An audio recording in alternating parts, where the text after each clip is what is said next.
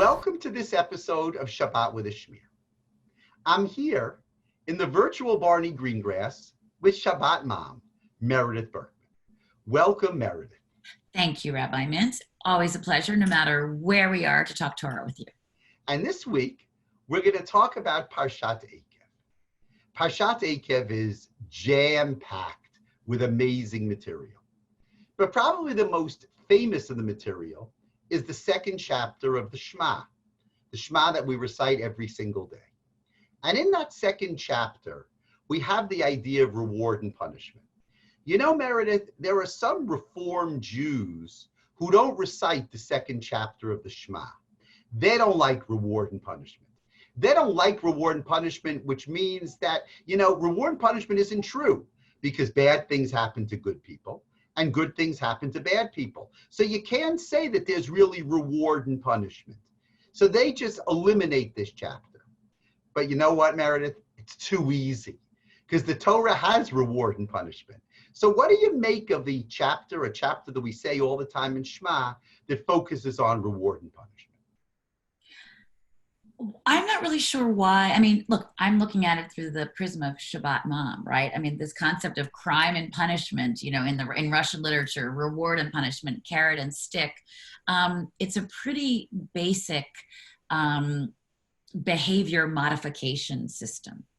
So to eliminate that from the reading of this parsha really completely undercuts one of the major messages of the entire book of Deuteronomy, and I would posit the entire Torah, because God is perfect, right? People can aspire to be perfect. As we've discussed the last few weeks, we know even Moses isn't perfect.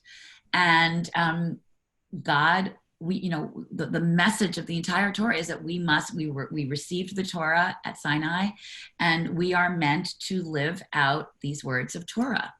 And what would be the motivation for people not to? Because it's the right thing, it's the moral thing, but perhaps unless there's good and evil, reward and punishment, then there is no concept of what is good and moral, right? I think that John Milton wrote that in Paradise Lost, right? Good defines evil or something, I pull up from my college studies. But I mean, that is a very fundamental human perspective.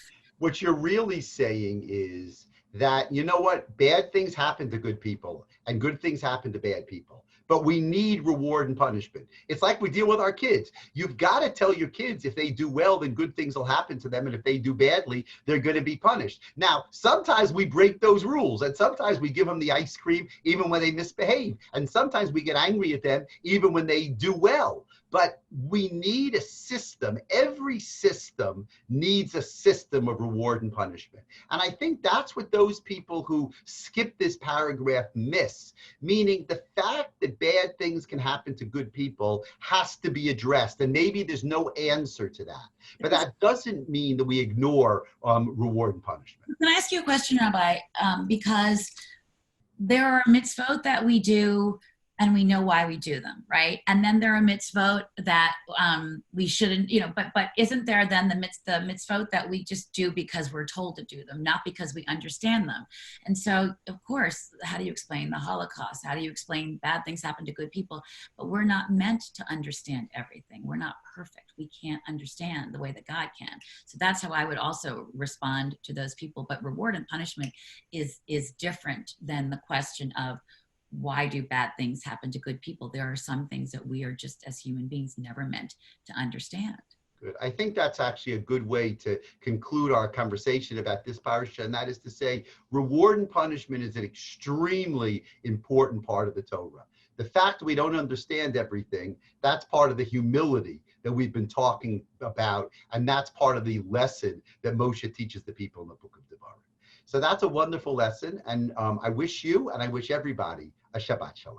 Shabbat Shalom. Thank you.